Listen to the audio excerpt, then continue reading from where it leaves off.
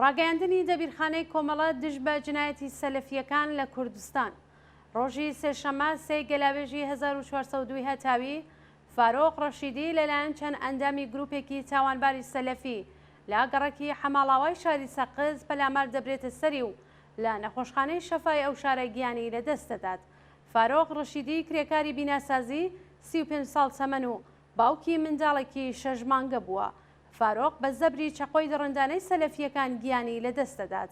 هەر لەم پەیوەندیەدا ڕۆژی پێنجشەممەی حوتوی ڕابردوو 29 پۆشپەر لە شاری سنا هونەرمەندێک بە ناوی کەریم قەوامی دەکەوێتە بەر پەلاماری وەحشیانەی سەلەفیەکان لە گەڕەکی عەباساوای ئەو شارە و گیانی لەدەست دەدا و براکەیشی بە ناوی خالید قەوامی بە سەختی بریندار و ڕاگوێزی نەخۆشخانە دەکرێت.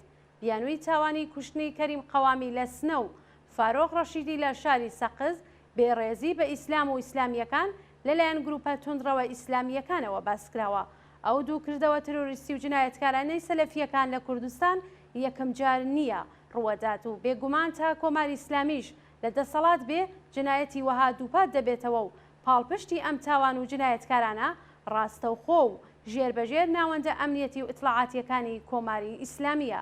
ئەگەرچی تاوانی کوشتنی نەیاران و بیرجیاوازان لەلایەن کۆماری جنایەتکاری ئیسلامی پاش بەدەسەڵات گەیشتنی دەستی پێکرد، بەڵام لە کوردستان و لەلایەن سەلەفیەکان لە کوردستان لە ساڵانی ڕابردوو پاش قوڵبوونەوەی قەیرانی ئابووری سیاسی و کۆمەڵایەتی ڕژیم و ترس و خۆف لە بەهێزبوونی بزوتنەوەی شۆڕژگەرانەی کوردستان و بەرەی چەپ و سکۆلاری ئەم بزوتنەوەیە دەستی پێکرد.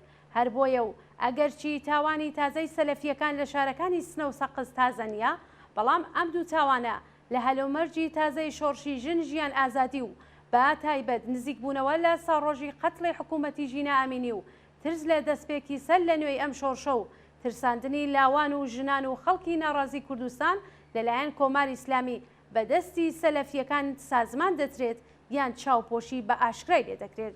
جنایەتی سەلەفیەکان لە شارەکانی کوردستان لە کاتێکدا ئەنجام دەدرێت کە یەکێک لە تایبەتمەندی و خاڵە بەهێزەکانی بزوتنەوەی شۆڕژگەرانەی کوردستان و بە تایبەت بەرەی سۆسیالیست و چەپی کوردستان لە ماوەی 44 ساڵی ڕابردوودا دیفاعی لێبڕاوانە لە ئازادی بیر و باوەڕ ئەندیشە بووە.